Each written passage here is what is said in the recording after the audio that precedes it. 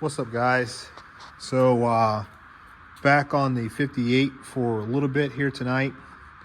I've ordered the upper, I don't know what you call that, portion of the roof. I guess that part needs to be replaced up there. It's very common in these old trucks that mice like to get up in there and they will, urinate and, build a nest, and that part rots out. So over the next couple weeks, I guess, we're going to be replacing this whole portion of the truck up here.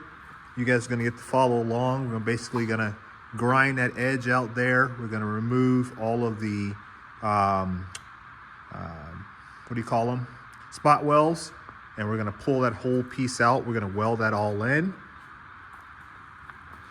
On the seats, what we're going to do is I've already put some what they call leather honey down on the seats. If anybody is interested in what that product is, let me know.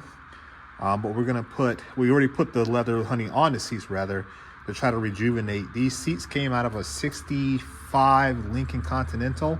That's the one with the suicide doors. And I don't know when the car was last driven, but the seats were, and they were really bad condition in terms of being dry. So we put the leather honey on it. This is the second application. You can see how old they look right now, but that's what we want. We want a nice, heavy, thick fluid on the seats to kind of absorb the moisture. And then once that moisture is impregnated into the leather, it should soften them up and almost rejuvenate them.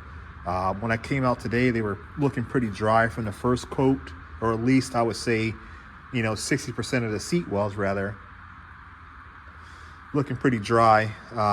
So I put another coating on there, which is what you see right now. Looks pretty good. Ultimately, I want the seats to look something like what you see here, but we're trying to bring those back. So looking for a way to basically rejuvenate these seats is what the goal is. I'm going to be removing the seats out of the truck here probably tomorrow when I get another set of hands. See if I can get my brother to come over here and give me a hand on it. We're going to go ahead and remove the seats out. I'm going to go ahead and patch up the floor tomorrow morning. I'm off until the 31st. And then I'll go back at the beginning of the year. So I'm going to take that time to get the floors welded up, finished getting the little areas patched in, and then we'll go ahead and spray the coating down on the floor, get that done, let that dry, and we should be ready to rock and roll with the cab. We're going to be painting the cab the same color it is. It's kind of like a baby blue or a grayish blue color. You can kind of see it. I'll show you what it should look like. This is I cleaned that metal up, so that's the color that we're going to be looking to get. We're going to basically repaint the entire cab back to the original color scheme, and that's what we're going to go with. As far as the steering, we've got the steering in place.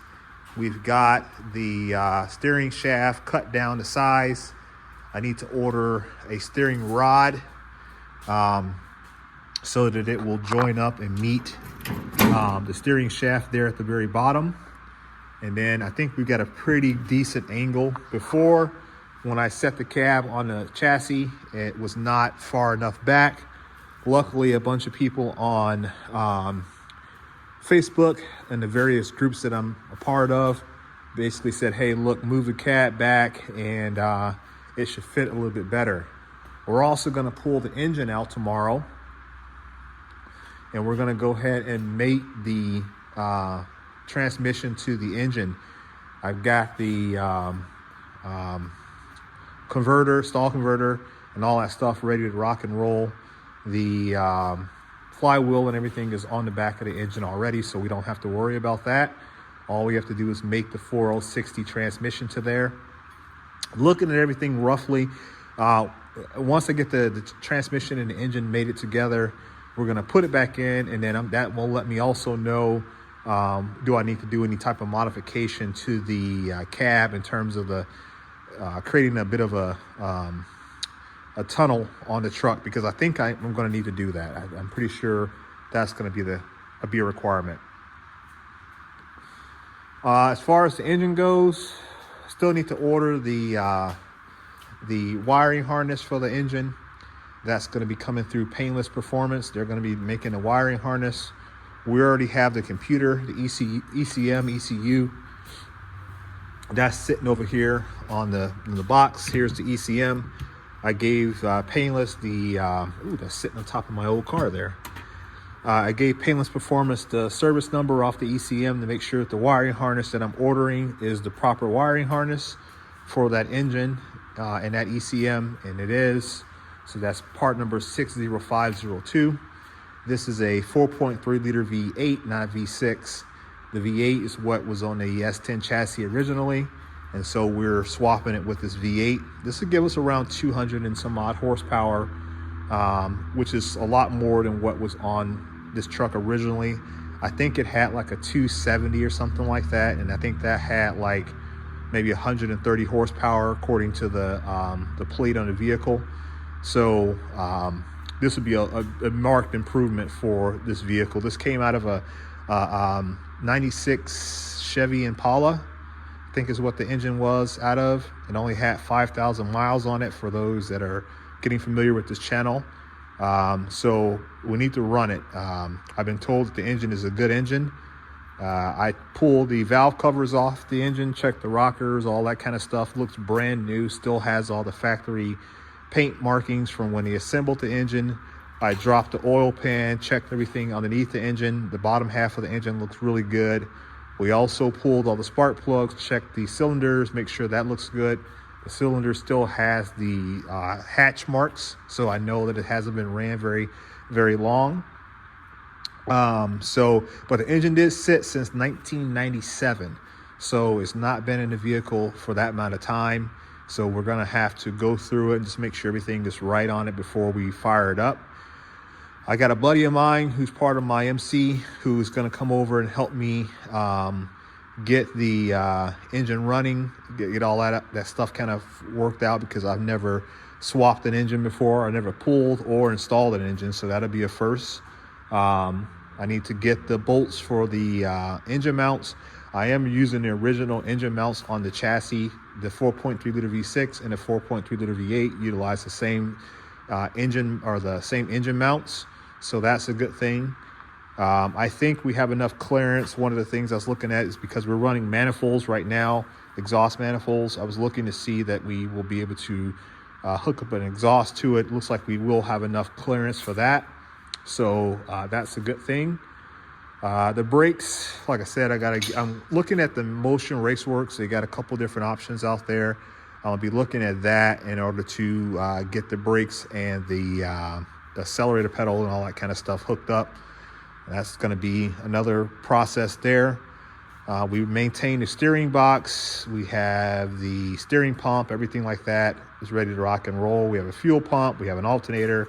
We went with a little bit of a bigger or heavier alternator. This is 140 amp, I believe it is, as opposed to the 115 that originally came with this engine. So that'll give us a little bit more power. We're not going to be having, we'll put a stereo and all that kind of stuff in there later on. That's further down the line. We'll put speakers and all that kind of stuff in the truck so we can have a little bit of tunes. But this is more of a cruiser truck, so in terms of air and heat, I'm not concerned about those at the moment because if it's raining or it's snowy outside, this truck's not going outside. It'll be in the shop. It's more or less a summer or fair weather truck is what I refer to it as, just to kind of play around with, run around town and go to cruise-ins and things of that nature. On the cap, on the column there, you see that part is rusted out. And it's not rusted, I did a chemical rust on it. I replaced a lot of that portion there, and we're going to go ahead and finish getting that Bondo. This section here has some Bondo in it. I really don't know why, because when I look in the cab of the truck, there's no indication that the truck ever succumbed to like an accident or nothing like that. It's fairly straight in terms of the cab. So I don't know why they Bondo so heavily there. It's about a 1/4 inch stick worth of Bondo. So I don't know what they were trying to do, but we're going to go ahead and grind the rest of that out. As far as the doors, like I said in the previous video, we're going to run with these doors for a while. We're not going to do anything major to them. At some point in time, we will cut out the bottom portion of the door, inner portion of the door, as well as the outer portion. The outer, just the very edge of it is rusty. Theoretically, I could just replace the inner and be done with it, but ultimately I want to come up with a better door. The paint came out really, really nicely on this vehicle here. We just simply cleaned the paint up. We did a light wet sand on it, got all the heavy rust off of it, used a chemical to clean that off, and then we buffed it with a couple of different stages of polish, and then we waxed it, and then we did our patina rub on it, so that way we can preserve the paint that's there, but we still have, you know, a little bit of rust showing, so it gives it that look. Tried to match up the paint as best as we could. I had Sherwin-Williams make up a couple different paint cans for me, different colors. We're kind of blending those 3 different colors, which you see down here at the very bottom. They kind of bring back that color. This truck has a lot of different colors in it. I don't know why. Maybe it had to repaint it sometime. But if you look at the door there and see that color, and you come over here to the bed, you see the bed has a little bit of a different blue. I assume that this is the original bed, because even though that looks different than that, there's no indications that this truck was ever, a bed was ever swapped on it or anything like that. So I don't know. It's just weird. Maybe just because of age, the paint has changed due to sunlight and UV and all that kind of stuff. I got the engine that's kind of precariously sitting on the chassis right now. It's not bolted down. Like I said, we're going to pull that and then put the transmission on tomorrow. So tomorrow will be a pretty heavy day in terms of getting some of these things caught up. We still need another fender for the front. We only have the driver's side fender at the moment. It's hard as hell to find used fenders or old fenders, original fenders. So there's a guy in Ohio that has a pair of fenders for $500. I'm going to probably be reaching out to him again and see if I can grab those off of him, and then maybe I'll just use one and put the other one up, or I don't really know what I'm going to do yet with that. This fender is not perfect, but it does kind of match with the truck in terms of the wear and tear on it. So I kind of want to go ahead and use what I got, but once I get those new fenders, maybe I'll change my mind on that altogether. I don't really know. The cab itself has been chopped and lowered. It is a static drop on the truck. We do not have, you know, 4 links or IFS on the front. It is running with the original suspension from the S10 chassis that we paired everything with. And the cab is, it does have new cab mounts underneath the bottom with silicone bushings. So that'll improve the ride quality of the truck overall. So it's not, you know, rough and jarring. The bed itself has been lowered. We have cross members already kind of loosely welded in. We have a front and we have a rear. Once we get the tires back on the truck, which is something we're also going to do tomorrow morning, we're going to go ahead and throw the 22-inch GM Steelies on there. I do have the bed propped up with some wood here, as you can see, because I was playing around with the bed height to try to see if I can maintain a certain dimension, which is essentially 16 inches from the bottom of the window down to the top of the bed frame. So once we get the tires on the truck, we will be able to kind of lock that all in as well. So tomorrow's going to be a pretty big day. We're going to capture all of that on video, so you guys will be able to see what we're doing. I need to button up the seat. You can see here I was playing around with the wiring on it because these are electric seats. I don't know that we're going to use that functionality, but that the availability of a power seat is there for us. They are not heated, but they are adjustable. So I made sure that when I got the steering set in this truck that I modified what captures the steering here. You guys can barely see it, but I modified that. That's tacked up in there right now. We'll go ahead and button that down later on once we have the steering shaft. But this is probably the position that the steering is going to be in terms of front to back. Gives me enough leg room to swing in and out of the truck. So that's a good thing. Some people on Facebook were asking about the seat position. This seat here, like I said, is out of a Lincoln Continental, but it does have very similar dimensions, if not almost exactly the same dimensions as the original seat that came out of the truck. So therefore, we're not changing the geometry or the position of how the driver is seated in the truck. I'm 215 pounds. My brother is 230 or whatever. He and I both, once we put the seat in the truck, we both got in to kind of see how we felt, and we can both maneuver around in the vehicle without any issues or whatnot. So we can get in and get out without any problems. The truck is coming along. It is a patina truck build. It's more like a hot rod style truck. I guess if you want to call it that, call it whatever you want. So it's not meant to be perfect. It's not meant to be like a resto mod or nothing like that. But it is going to be a fun build. We have all the equipment necessary to get this build done. Know-how, we're getting there. But, the idea is that get outside, get your tools working, and do something, right? We could sit in the house and watch TV all day and eat and all that kind of lazy man stuff. Or we can get outside, use our hands, and build something. So that's kind of what this truck and this whole channel is about. Hope you guys like that. That's what we're doing. You can see we got spacers on the front. We got spacers on the rear. We had to convert the 5-lug to a 6-lug setup because the GM 22-inch wheels are 6-lug setup. And so we wanted to make sure that we could run those. And so everything's kind of like mocked up right now. It's not permanently set. We'll get that all done once we're ready to move forward with that part of the build. What else can I tell you? My buddy Isaac is going to be doing the exhaust for me. Once we get that, any ideas on what type of exhaust we should put on this truck, leave it in the comment section. I would love to get your thoughts on that.